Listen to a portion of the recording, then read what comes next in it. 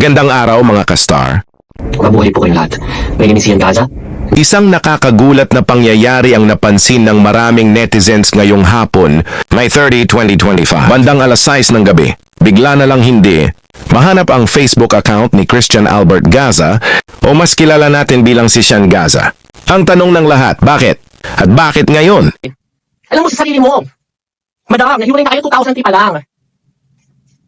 So, hindi natin alam kung ano talaga ng mamagitan. Dito kay Miss Ivana Alawi at dito sa Mister. Sabi nga nila, walang usok kung walang apoy. At dahil merong usok, merong apoy. So whatever it is, ang bottom line dito, 2003 pa lang kayo, bakit mo kinakalagad yung pangalan ni Ivana? Labo mo!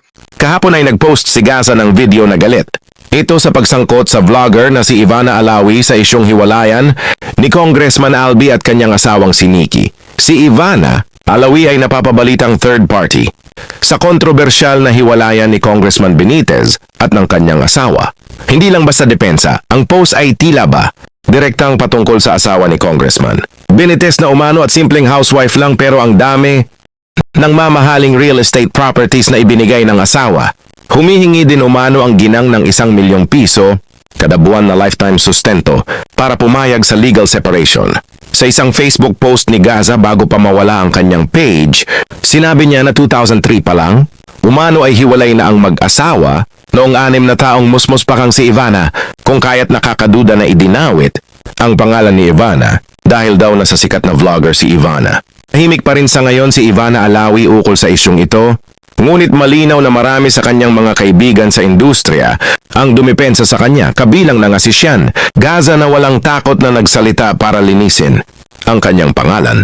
Pero hindi yun ang unang delikado at controversial post. Bago ang May 13, 2025, eleksyon ay madalas banatan ni Gaza ang noon ay congressman ng Distrito 4 ng Quezon City na si Marvin Rillo, lalo na ang proyekto umanong maanomalya at di natapos at ang maluhong pagbili ng mga luxury watch at mga branded na damit.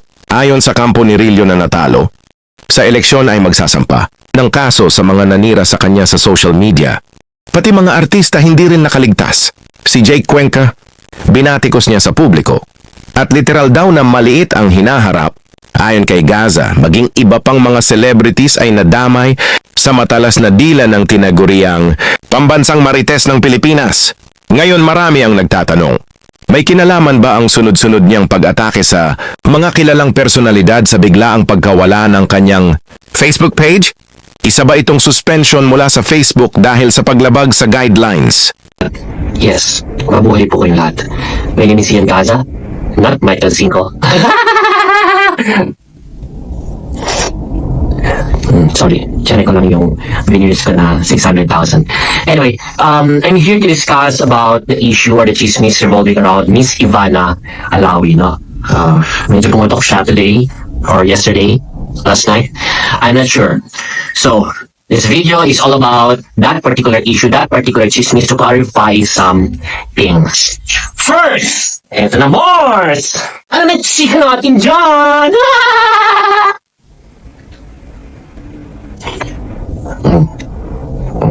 Ano ba guys, lamin to?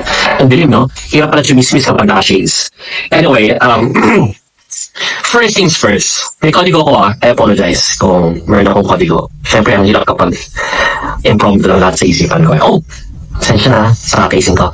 Anyway, first things first. Hiwalay na pala sila 2003 pa lang eh. As in, there's a court order issued by Pasig City Regional Trial Court or Metropolitan Trial Court. I don't know, basta Pasig City Court. Nahiwalay na pala itong mag-asawang to 2003 pa lang. And given na walang divorce sa Pilipinas, so ano lang yung meron sila? Legal separation lang ng properties. Wala na yung conjugal blah blah blah. After 11 years of marriage, kinasal sila 1992. The court order of legal separation was issued 2003. So after 11 years of their marriage, tapos na, finish na. Simula na 2003, wala na, we are legally separated. Yung kikitain mo, kita mo na yan. Yung kikitain mo, kikitain ko na yan. Alright? Tapos itong mga property, itong bilyones na meron tayo right now, papartihin natin ito ng maayos, given by the power of the court. So bottom line, ang hindi ko maunawaan, no, hindi maabot ng ating isipan, bakit mo isasabit si Miss Ivana Alawi daan sa kasuhan ninyong mag-asawa, technically mag-asawa, kasi hindi pa sila annulled. Alright? Ngayon, nag-file ng annulment si lalaki. Kaya lumalaban niya yun si babae. Na ipinaglalaban niya na, naku, maraming babae yan, hindi yan faithful, may mga ganito yan, Mr. Siyempre, blah, blah, blah, blah, blah, blah. Nakabuntis pa nga yan ng 2 babae. Illegitimate child, 2. And all throughout the 21 years, napakarami naging babae ni Mr. Ang hindi ko maintindihan after 2 dekada, bakit mo igigit-git or iipitin or atakihin or babanatan or isasama sa kaso yung isang babae na 6 years old pa lamang nung naghiwalay kayo.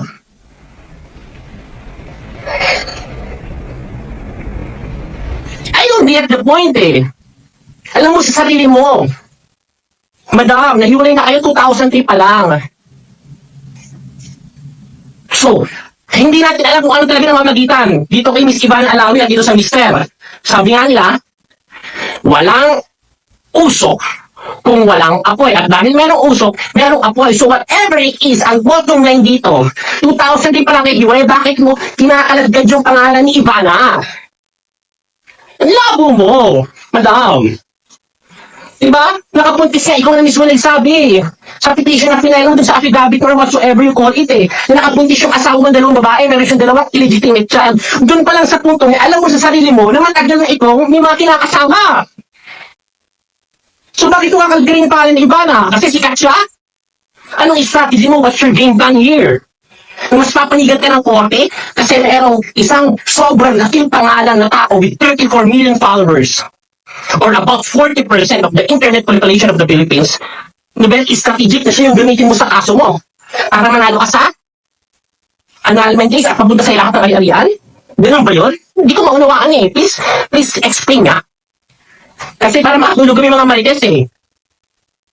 Diba? Hirap makatulog kapag ganyan iniisip pa namin kung ano bang plano mo talaga. Eto pa. Alam mo maraming naging babae si Mr. Yung legal husband or illegal husband. Kasi hindi pa nga annulled eh. Including, ano ba? Yun na, yung in-upload ko si Angelica sa CM Santos. Diba? Ang dami. All throughout for the last 21 years eh. Mga iba pang mga artista, model, natatandaan na ngayon, 40 plus years old na ngayon, 35 years old na, 45 years old na ngayon eh. Pero hindi mo sinabi sa case for iba na. Labo. Ito ba malupit yan, madam, no? Halos nakuha mo na lahat ng ari-arian ng asawa mo eh. Nakatira ka sa Forbes. Halagang 300 or 400 million pesos yung last mo property. At napakaraming condominium. Billion na yung naipangalan at nalipat sa'yo. Ano ba bang gusto mo? Na makita mo naghihirap na sa kalsada at bankrupt yung mister mo? Grabe ka naman, madam. Hindi ka dinadamutang eh. Nirequest mo to, ipangalan to sa akin, nilipat sa'yo. Akin tong Forbes, nilipat sa'yo. Dasma, nilipat sa'yo. O itong mga kondong ko, nilipat sa'yo. Pinangalan na sa'yo lahat para lang sa ikakatahimik na yung puso kasi gusto na rin makahimik ng mister mo at maka-move forward sa buhay niya. Ayon sa mga ulat at post mula kay Christian Albert Gaza, kilala rin bilang Sean Gaza, kumikita siya ng humigit kumulang 250,000 pesos kada buwan mula sa Facebook Content Monetization Program. Depende sa engagement at views na natatanggap ng kanyang mga content. Bukod sa mga views ay marami pa ring paraan para kumita sa Facebook katulad ng paid partnership at iba pa depende sa lakas ng impluensya.